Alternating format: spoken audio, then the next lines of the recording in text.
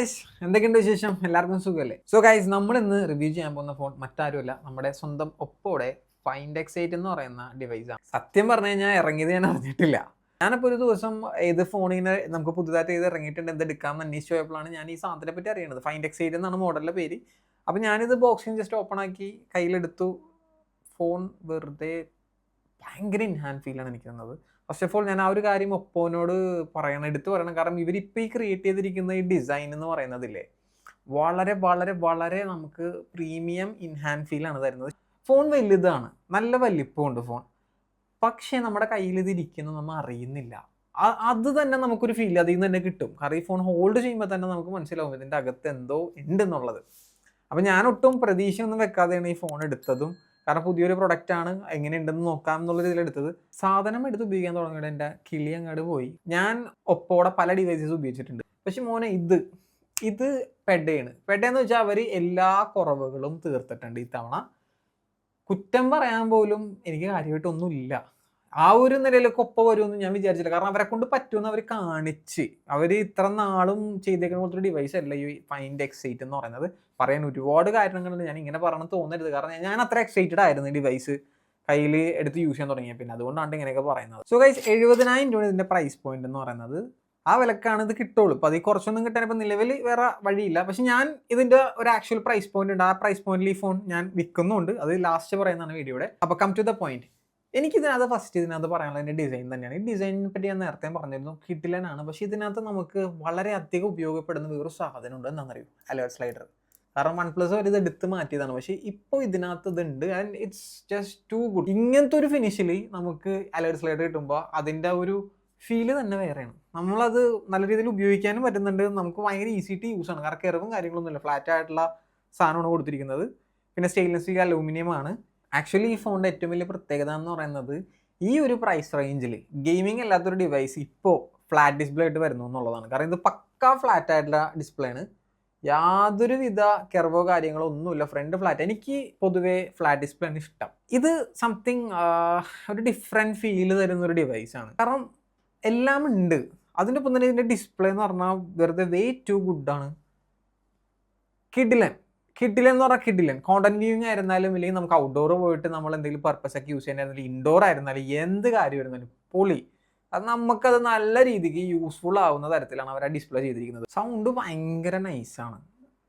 അത് നമുക്ക് ആ ഒരു ഫീല് തന്നെ വളരെ ഡിഫറെൻ്റ് ആണ്. സ്റ്റീരിയോ സ്പീക്കേഴ്സാണ്, നൈസാണ്. പിന്നെ മെയിൻലി എനിക്കൊരു കാര്യം പറയാനുള്ളത്, സാധാരണ ഒപ്പോ ഫോണുള്ള പ്രശ്നം എന്ന് വെച്ച് കഴിഞ്ഞാൽ ഇവർ 120 Hz റിഫ്രഷ് റേറ്റ് ഒക്കെ തരും. പക്ഷെ എന്നാലും നമുക്ക് പ്രോപ്പർ 120 Hz റിഫ്രഷ് റേറ്റ് നമുക്ക് കിട്ടില്ല. പക്ഷേ ഈ പ്രാവശ്യം കളർ വോയ്സിൻ്റെ ഒരു ഒപ്റ്റിമൈസേഷനും കൂടി ആയിക്കഴിഞ്ഞപ്പോൾ ഉണ്ടല്ലോ, വേറെ ലെവലാണ്. ഒഴുക്കെന്ന് പറഞ്ഞാൽ ഇത് നിന്നൊഴുകും. അങ്ങനത്തെ ഡിസ്പ്ലേ, നല്ല പ്യുവർ 120 Hz റിഫ്രഷ് റേറ്റ് തരുന്ന കിട്ടില്ല ഡിസ്പ്ലേ ആണ്.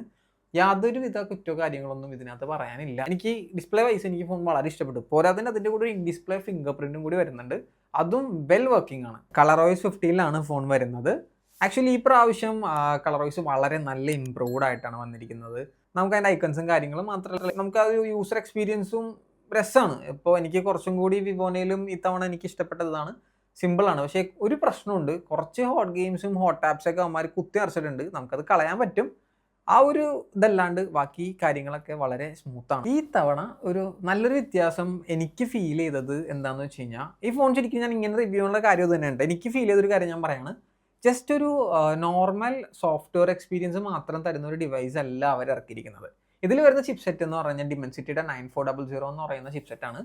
അത് നിങ്ങൾക്ക് എല്ലാവർക്കും അറിയാം. ഇപ്പോൾ X200 ഈ ചിപ്സെറ്റാണ് വരുന്നത്. അതേപോലെ നല്ല പല പവർഫുൾ ആയ ഡിവൈസുകളിലും വരുന്നുണ്ട്. And man, the performance is just പൊളി എന്ന് പറഞ്ഞാൽ പൊളി. എനിക്ക് ഇതുവരെ ഒരു ലാഗോ കാര്യങ്ങളോ ഒന്നും കിട്ടിയിട്ടില്ല. നമ്മുടെ ഡിസ്പ്ലേ സെറ്റാണ്, അതിൻ്റെ ഒപ്പം തന്നെ പെർഫോമൻസും സെറ്റാണ്. പിന്നെ ഏറ്റവും വലിയൊരു കാര്യം ഞാൻ പറയുന്നത് വെച്ച് കഴിഞ്ഞാൽ, ഗെയിം കളിക്കുന്നവർക്ക്, ഇപ്പോൾ BGMI പോലെ ഗെയിമൊക്കെ കളിക്കുന്നവർക്ക് 120 FPS അൺലോക്ക്ഡ് ആണ് ഇതിനകത്ത്. പിന്നെ ഇതിൻ്റെ ഏറ്റവും വലിയ ഹൈലൈറ്റ് ഉള്ള കാര്യം, ഒട്ടും പ്രതീക്ഷിക്കാത്തൊരു സാധനമാണ് ഇതിൻ്റെ ക്യാമറ എന്ന് പറയുന്നത്. ഈ മോനെ ഹേസിൽ ബ്ലേഡിൻ്റെ കളർ കറക്ഷൻ ഉള്ള ഒരു ക്യാമറ സിസ്റ്റമാണ് ഇതിനകത്ത് വരുന്നത്. ഇറ്റ്സ് ജസ്റ്റ് വെടിക്കെട്ട് ഐറ്റം. അതാണ് എനിക്ക് പറയാനുള്ളത്. ഇവർ ഈ തവണ പിടിച്ചിരിക്കുന്ന ആ ഒരു കളർ എന്ന് പറയുന്നത് ഭയങ്കര ഫ്രീ ടു യൂസ് ആണ്. ഒരു ഐഫോണിൻ്റെ ഒരു ചെറിയ ടച്ച് നല്ല രീതിയിൽ തന്നെ ടച്ച് ഉണ്ട്. നല്ല രീതിയിൽ അവർ ഈ പ്രാവശ്യം ക്യാമറയിൽ വർക്ക് ചെയ്തിട്ടുണ്ട്. എസ്പെഷ്യലി വീഡിയോസ് ക്ലാസ് ആയിട്ട് എടുക്കാൻ പറ്റും. നല്ല രീതിക്ക് എടുക്കാം. നമുക്ക് ഇതുവരെ വന്നിരുന്ന ഈ പറഞ്ഞ ആൻഡ്രോയിഡ് സീരീസിൽ നിന്ന് വളരെ വ്യത്യസ്തമായിട്ടാണ് ഇതിന്റെ ഒരു വീഡിയോ പെർഫോമൻസ് എന്ന് പറയുന്നത്. എന്തോരം വേണമെങ്കിലും സൂം ചെയ്യാം, 18x ഒക്കെ വരെ സൂമിങ് കൊടുത്തിട്ടുണ്ട്. പക്ഷെ നമുക്കൊരു 10x വരെ വളരെ നല്ല ക്വാളിറ്റിയാണ് തരുന്നത്. അത് 4K റെസൊല്യൂഷൻ സപ്പോർട്ട് ഉണ്ട്, അതേപോലെ തന്നെ 60 FPS എടുക്കാൻ പറ്റും. ഇറ്റ്സ് നൈസ്, മനസ്സിലായ? അതിൽ ഏറ്റവും വലിയൊരു സ്പെഷ്യാലിറ്റി എന്ന് പറയുന്നത് ഇതിൽ നമുക്ക് പോർട്രേറ്റ് വീഡിയോ ഷൂട്ട് ചെയ്യാൻ പറ്റും. And portrait video quality is too good. ഞാൻ ചുമ്മാ എടുത്തിട്ട് പോലും എനിക്ക് നല്ലൊരു ഔട്ടാണ് കിട്ടിയത്. അപ്പോൾ നമ്മളൊരു ഇച്ചിരി എഫേർട്ട് എടുത്തു കഴിഞ്ഞാൽ നല്ല ലെവലിൽ തന്നെ നമുക്ക് ഇതിൻ്റെ ഒരു ഔട്ട് കിട്ടുന്നതാണ്. പിന്നെ ലോ ലൈറ്റ് വീഡിയോസും നൈസാണ്. അതിപ്പോൾ സാധാരണഗതിയിൽ വീഡിയോസ് ബാക്ക് അടിപൊളിയാകുമ്പോൾ ഒപ്പോടെയൊക്കെ ഫ്രണ്ട് ശോകമാവാറുണ്ട്. അത് പൊതുവെയുള്ളൊരു സാധനമാണ്, കാരണം ഒരു കാർട്ടൂണിൽ ടച്ചൊക്കെ കൊടുത്ത് വെറുപ്പിച്ച് കളയും. പക്ഷെ ഇത്തവണ എൻ്റെ പൊന്നു മോനെ നൈസാണ്. എന്ന് വെച്ചിട്ട് ഫോട്ടോസിൽ ഒട്ടും പുറകോട്ടല്ല. ഫോട്ടോസ് നമുക്ക് വേറെ ലെവലിൽ ഫോട്ടോസ് എടുക്കാം. വളരെ വളരെ വളരെ നല്ല ഫോട്ടോസ് എടുക്കാൻ പറ്റും. എടുക്കാൻ അറിയാമെന്നുണ്ടെങ്കിൽ കിഡിലിന് സാധനങ്ങളകത്ത് എടുക്കാൻ പറ്റും. അപ്പോൾ പോർട്രേറ്റ്സിൻ്റെ ആരും എടുത്താലും പോർട്രേറ്റ്സും അടിപൊളി. മൊത്തത്തിൽ ക്യാമറ സിസ്റ്റം എനിക്ക് ഇഷ്ടപ്പെട്ടു. ഞാൻ ഇങ്ങനെ ഒപ്പൊക്കെ നേരത്തെ ചെയ്യാൻ പറ്റുമെന്നുണ്ടെങ്കിൽ ഉണ്ടല്ലോ, ഇവരിപ്പോൾ വേറെ ലെവലിൽ എത്തി. അവർ ചില സമയത്ത് അവർ വിട്ടുപോയതിൻ്റെയാണ് ഇപ്പോൾ ഇവർക്കൊരു ലാഗ് കിട്ടിയിട്ടുണ്ട് ഇതുവരെ. ഇങ്ങനെ മുന്നോട്ട് വന്നു കഴിഞ്ഞാൽ പൊന്നു മക്കളെ ഐഫോണൊക്കെ വെടിയാവും, സാംസങ്ങിനും വെടിയാവും. കാരണം ചൈനീസ് ഡിവൈസസ് അത്രത്തോളം നല്ല നല്ല ക്യാമറാസ് ആണ് അവർ കൊണ്ടുവരാൻ ശ്രമിച്ചുകൊണ്ടിരിക്കുന്നത്. ആ ഒരു ലെവലിലേക്ക് ഇവർ എത്തിയിട്ടുണ്ട്. സോ ഗൈസ്, ഇത്രയൊക്കെ കാര്യങ്ങളുണ്ടെങ്കിലും ഇതിൻ്റെ ഒരു പെർഫോമൻസ് സൈഡ് വെച്ചിട്ട് ഇതിൻ്റെ ബാറ്ററി ഒട്ടും മോശമല്ല. 5630 mAh ബാറ്ററി വരുന്നുണ്ട്. കേൾക്കുമ്പോൾ ഇച്ചിരി വലിപ്പമൊക്കെ തോന്നുന്നുണ്ടെങ്കിലും 1 day കിട്ടുള്ളൂ, അത്രയും പറയാൻ പറ്റുള്ളൂ ഇതിൻ്റെ ബാറ്ററി. പിന്നെ ഇതിനകത്തൊരു പ്ലസ് പോയിന്റ് ഉണ്ട്, 80 വാട്ടിൻ്റെ വയർഡ് ചാർജിങ് ഉണ്ട്. അതുകൊണ്ട് തന്നെ നമുക്ക് നമ്മുടെ ആവശ്യത്തിന് ചാർജ് ഇറങ്ങുമ്പോൾ പെട്ടെന്ന് തന്നെ സ്പീഡാക്കി എടുക്കാൻ പറ്റും. അത് തന്നെ 2 മോഡിൽ ഒരു കൊടുത്തിട്ടുണ്ട്, ultra fast charging, normal charging, അങ്ങനത്തെ സ്പീഡ് ഉണ്ട്. അതിൽ അൾട്രാ ഫാസ്റ്റ് ചാർജിങ് ഇടുമ്പോൾ അത്യാവശ്യം ചെറിയ രീതിയിൽ ചൂടാവും. അത് അവർ പറയും ചൂടാവും എന്നുള്ളത്, വേറെ പ്രശ്നങ്ങളൊന്നുമില്ല, പെട്ടെന്ന് തന്നെ അത് ചാർജ് ആവും. ഈ ഡിവൈസിൽ വേറൊരു പ്രത്യേകത കൂടിയുണ്ട്. ഇതിൻ്റെ വയർലെസ് ചാർജിങ് വരുന്നത് 50 watts ആണ്. 50 watts എന്നൊക്കെ പറഞ്ഞു കഴിഞ്ഞാൽ വയർലെസ് ചാർജിങ്ങിൽ വേറെ ലെവലായിരിക്കും. അത് നിലവിൽ എനിക്ക് തോന്നുന്നു പുറത്തൊന്നും അവൈലബിൾ ആയിരിക്കില്ല. ഒപ്പോ തന്നെ ഒരു സാധനം ഇറക്കിയിട്ടുണ്ട്, ആക്സറി ഇറക്കിയിട്ടുണ്ട് അത് ചെയ്യാനായിട്ട്. അപ്പോൾ അവിടെ അന്വേഷിച്ച് അത് കിട്ടും. സോ ഇത് മൊത്തത്തിൽ നൈസാണ് ഫോൺ. കാരണം എല്ലാം, ഡിസൈൻ ആയാലും ഡിസ്പ്ലേ ആയിരുന്നാലും പെർഫോമൻസ് ആയിരുന്നാലും ബാറ്ററി ആയിരുന്നാലും ചാർജിങ് ആയിരുന്നാലും ഇപ്പം സോഫ്റ്റ്വെയറും ഒരു പരിധിവരെ കാര്യങ്ങളെല്ലാം സെറ്റാണ്. അപ്പോൾ നല്ല ഒരു ഡിവൈസ് ആണിത്, വളരെ നല്ല ഡിവൈസാണ്. കാരണം റെഫ്യൂസ് ചെയ്യുന്നവർക്ക് ഇത് വളരെ അധികം ഉപകാരപ്പെടും. കെർവൊന്നുമില്ല, ഫ്ലാറ്റ് ഡിസ്പ്ലേ ആണ്. അപ്പോൾ വളരെയധികം നിങ്ങളുടെ കാര്യങ്ങളൊക്കെ പെട്ടെന്ന് നടക്കും. ഞാൻ പറഞ്ഞു വരുന്നത് സിമ്പിളായിട്ടാണ്, ഞാൻ വളരെ സിമ്പിളായിട്ട് കാര്യങ്ങൾ ഞാൻ പറഞ്ഞു മനസ്സിലാക്കി തരാം. 70,000 രൂപ വിലയാണ് ഈ ഫോൺ വരുന്നത്. അപ്പോൾ 70,000 രൂപയ്ക്ക് ഇത് എടുക്കണമെന്ന് വെച്ച് കഴിഞ്ഞാൽ അത് നിങ്ങളുടെ ഇഷ്ടമാണ്. ഞാൻ പറയുന്ന ഒരു പ്രൈസ് പോയിന്റ് എന്ന് പറഞ്ഞാൽ 50-55 ഈ ഫോൺ എന്തെങ്കിലും നല്ല ഗെയിമിന് കിട്ടണമെന്നുണ്ടെങ്കിൽ, അത് ക്യാഷ് ബാക്കോ അല്ലെങ്കിൽ വേറെ എന്തെങ്കിലും രീതിയിലൊക്കെ കിട്ടുകയെന്നുണ്ടെങ്കിൽ ഇത് വളരെ നല്ല ഒരു ഡിവൈസാണ്. ആ ഒരു വിലക്ക് നിങ്ങൾ ഏത് ബ്രാൻഡിൻ്റെ ഏത് ഫോൺ എടുക്കുന്നതിൽ നല്ലത് ഇതെടുക്കുന്നതായിരിക്കും.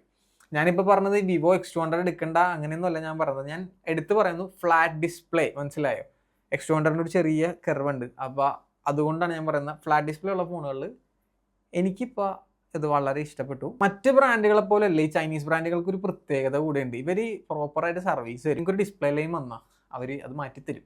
ഇല്ലെങ്കിൽ വേറെ എന്തെങ്കിലും ഇഷ്യൂ വന്നാൽ, ഇപ്പോൾ ഡിസ്പ്ലേയിൽ എന്തെങ്കിലും കാര്യങ്ങളൊക്കെ വന്നു കഴിഞ്ഞാൽ അവർ ഒരുപാട് പ്രൊസീജിയേഴ്സ് ഒന്നുമില്ല. അവർ ഹെഡിൽ മെയിലേണ്ട ആവശ്യമൊന്നുമില്ല, നേരെ സർവീസ് സെൻറ്ററിൽ പോവുക, കാര്യം പറയുക, അത് ജെന്യൂൻ കേസ് ആണെന്നുണ്ടെങ്കിൽ അത് സ്പോട്ടിൽ മാറ്റിത്തരും. ബാക്കി ബ്രാൻഡുകളിലൊക്കെ അതിൻ്റെ പ്രശ്നങ്ങളുണ്ട്. അപ്പോൾ അതുകൊണ്ടാണ് ഞാൻ ഈ ഡിവൈസിന് ഇങ്ങനെ പറയുന്നത്. പ്രോപ്പർ സർവീസാണ്. ഇപ്പോൾ ഓപ്പോ മാത്രമല്ല ഞാൻ പറയുന്നത്, വിവോയും നല്ല സർവീസാണ്, കാര്യങ്ങൾ സ്പീഡിൽ ചെയ്തു തരും. സോ ഗൈസ്, ഞാൻ ഇത് റിവ്യൂ ചെയ്ത യൂണിറ്റാണ്, ജസ്റ്റ് ബോക്സ് ഓപ്പൺ ആണ്.